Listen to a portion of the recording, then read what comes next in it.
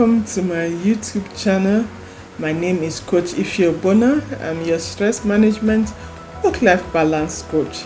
If you are yet to subscribe to my YouTube channel, please do so, and please always learn to share my videos, make your comments. I'll truly appreciate that. Today we are talking about the sleep stress circle. Sleep stress circle. You know, stress can be caused by different things, and today we're looking at the relationship of stress with sleep.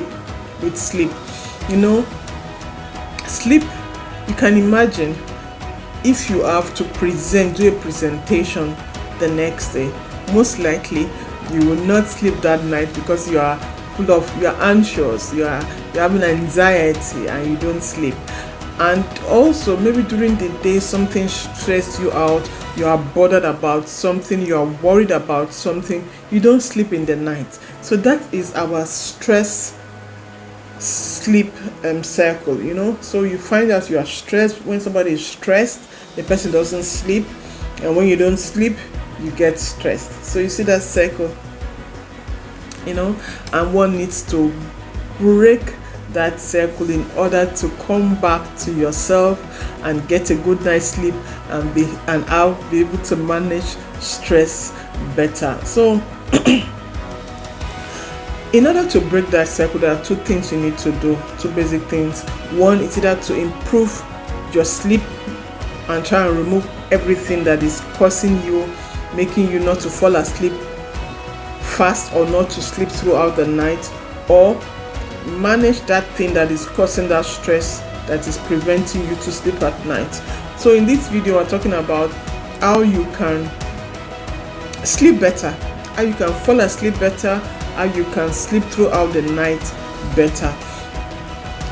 The science behind sleep is that when you sleep, you're not just closing your eyes, you're not just resting.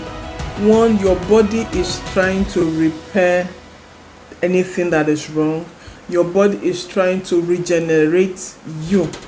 Secondly, your mind is processing your emotions. Your mind is processing your memories. Those are the two things that happen when you are sleeping. So you're not just resting, which is very good, but you are regenerating.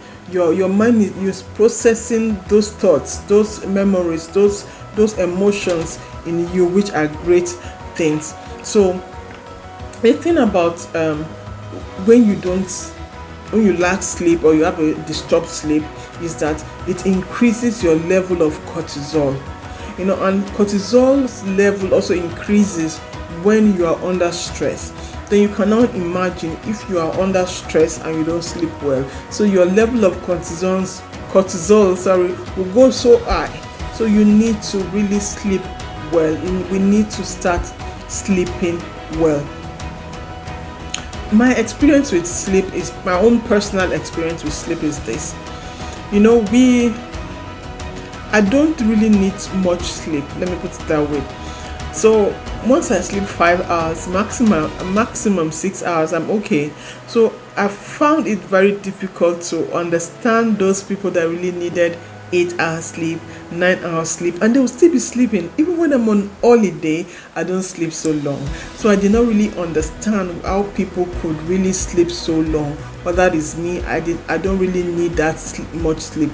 But today I can tell you I crave that sleep, because it, like I said, sleeping does that for you. It helps you to repair your tissues, it helps you to regenerate, and you can only do those things when you are asleep. So I really crave sleep. Like I used to say personally, for some years back, I had problems sleeping. I had problems falling asleep. I had problems staying asleep. You know, emotional problems, worry, thoughts.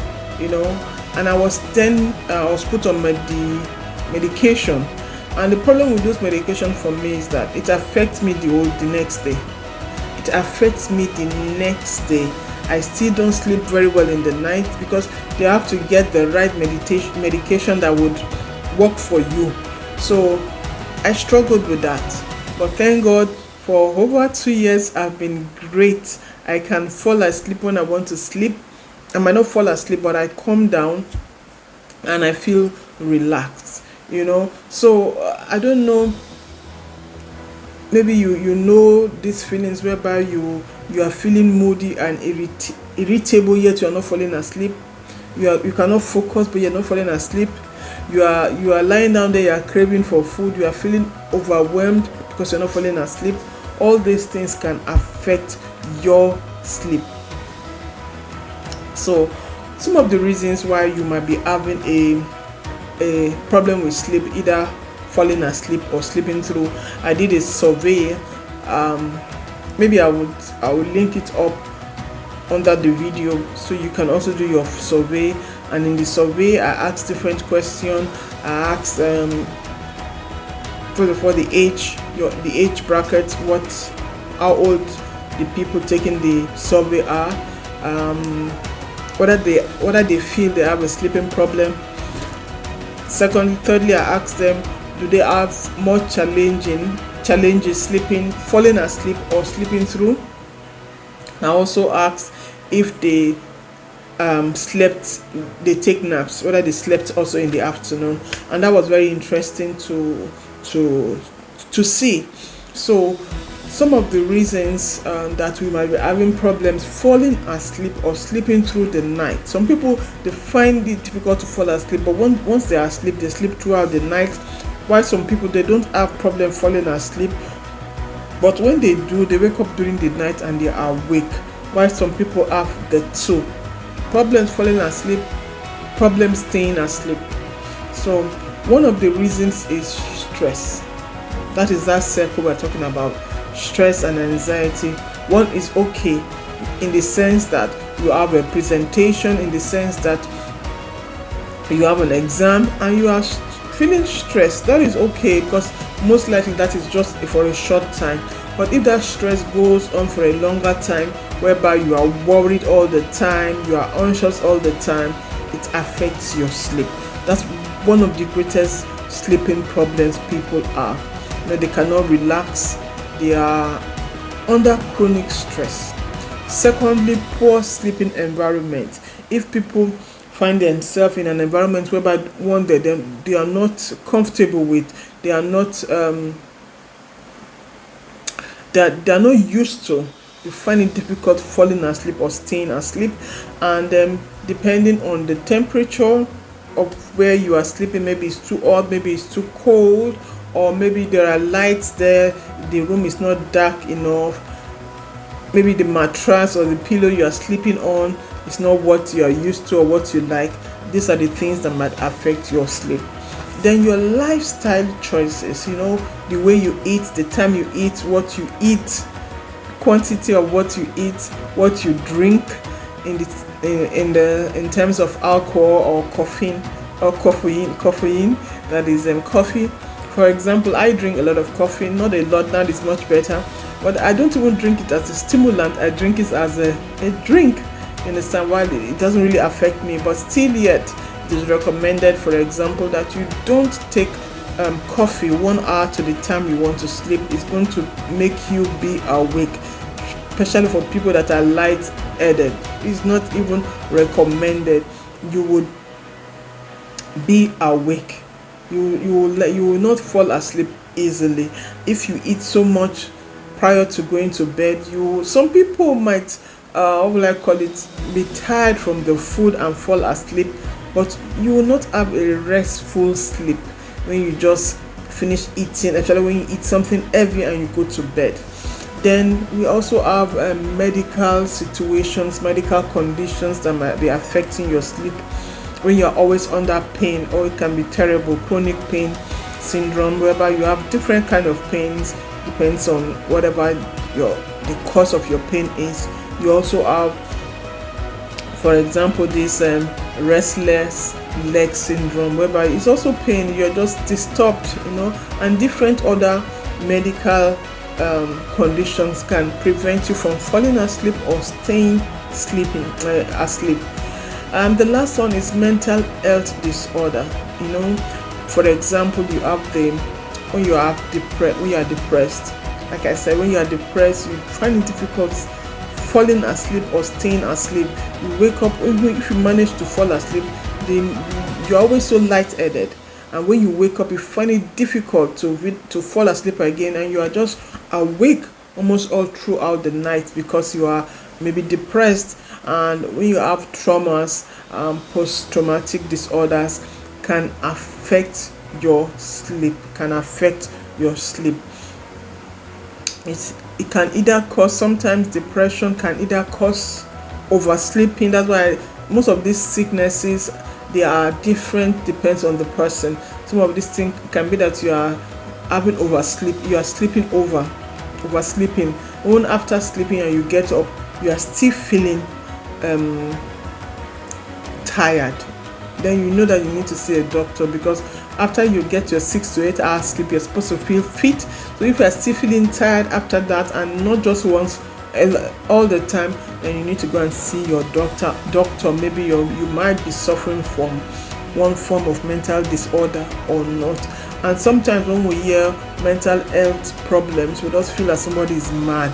No, somebody's not mad, but somebody might just be having one kind of challenge or the other.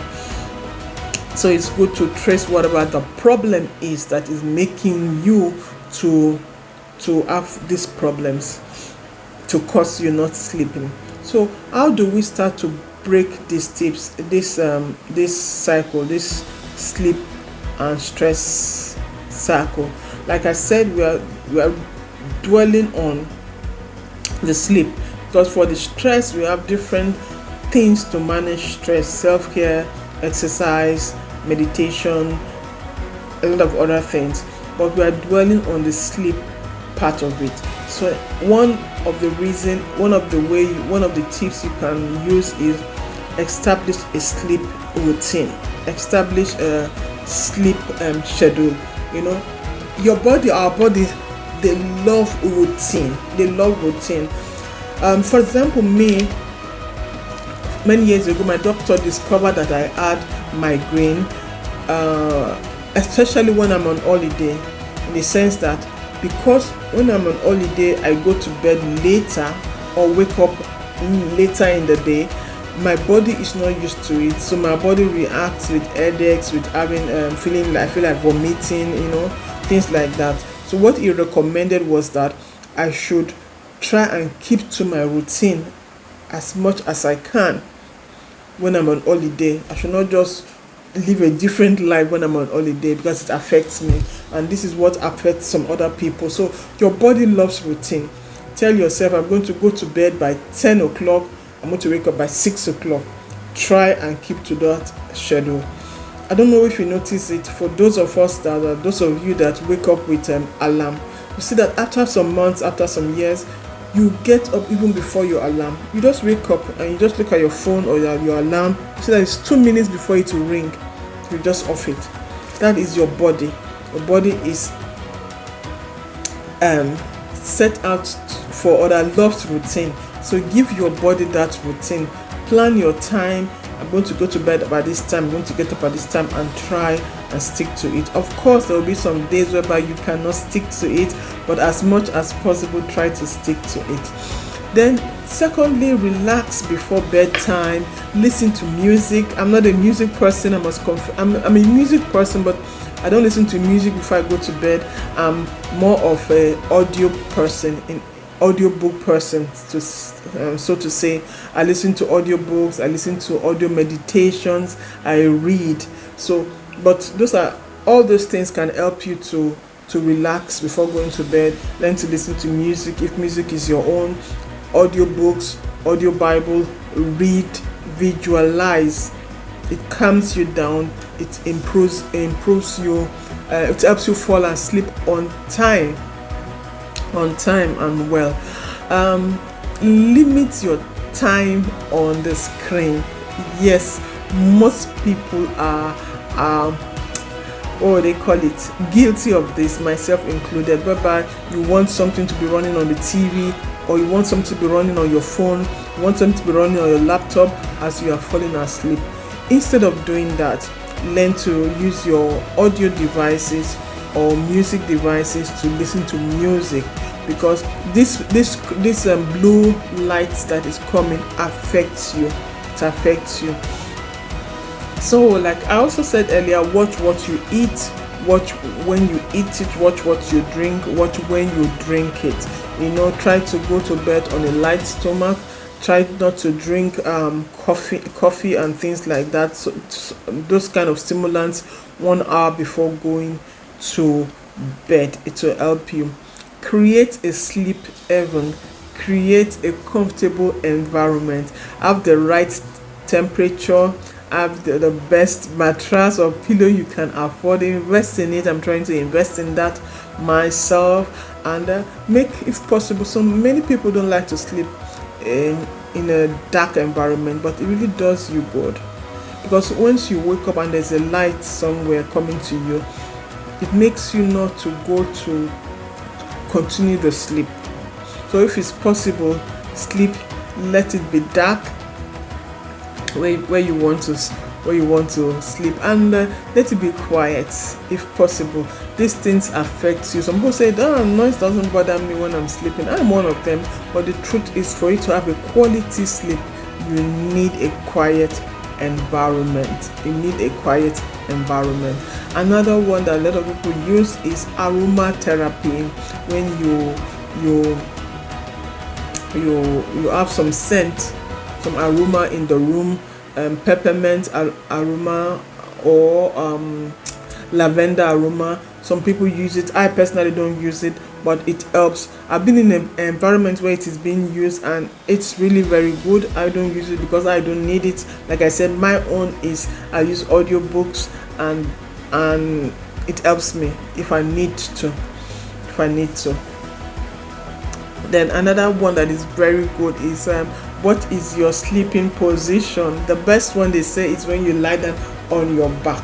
When you lie down on your back and relax. But the problem with lying down on your back for some people is that it affects, especially for people that snore, it affects them. But that's one of the best positions. So, but if some people, they like it on their right or their left, or they cuddle themselves like me, and choose your best position. But like I said, the best one is on your back. When you have the right position, you sleep better, you sleep longer. You don't want to get up in the morning. So 2 things I want you to look at during the day is, 1, avoid taking naps during the day. You say, what? Should I not take naps? Please take your naps, but let me put it this way: avoid taking naps so late in the evening, because if you do that, you don't easily fall asleep because you're already woken up from sleep. So if you want to take naps during the early afternoon if possible. If not, just stretch out yourself and sleep earlier, go to bed earlier is better. The second one is try to exercise during the day.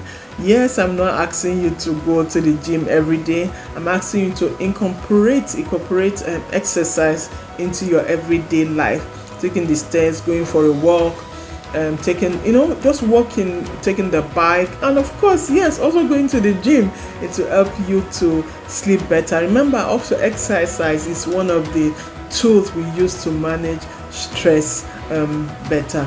So I would like to hear from you. You have any questions or tips on managing sleep stress cycle? What helps you to sleep better? What disturbs your sleep? I would love to hear that. You've seen that sleep and stress, they go hand in hand, but when you understand what you can do, understand yourself, self-awareness is always the key. You are able to break that cycle in the sense that you are able to sleep better, so you avoid stress in that way. So learn to sleep well, stay relaxed, and I'll see you the next time. But please, if you have any question on what we do at Balanced Living Consulting, send us an email at balancedlivingconsulting@gmail.com. We'd love to hear from you. Take care. Bye.